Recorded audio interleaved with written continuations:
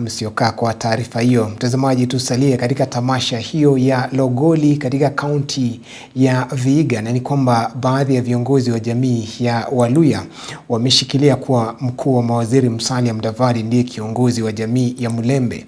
Wakizungumza katika kaunti hiyo ya Vihiga, viongozi hao wamewataka viongozi kutoka eneo hilo kuzika tofauti zao za kisiasa na kumuunga mkono Mudavadi ili wawe na usemi wanapoitisha miradi ya maendeleo kutoka kwa serikali ya kitaifa. Kwa hapa kila mwaka na ninawashukuru kushikilia hapo.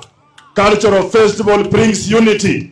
Sisi wenye tumekuja kutoka Kakabarasi, we are learning something, na tunasema kwamba as Mlembe Nation lazima tuongee kwa sauti moja, lazima tuchue culture ya kila wengine, ili tukisonga mbele kwa meza tuna understand kwamba tunaongea kama Mlembe Nation. Blessed is the community that has a son like Musalia Mudavadi. Blessed is the region of Mlembe Nation has a son like Musalia Mudavadi.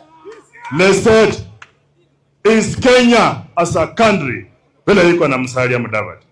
Sio wengi watapata kama yeye.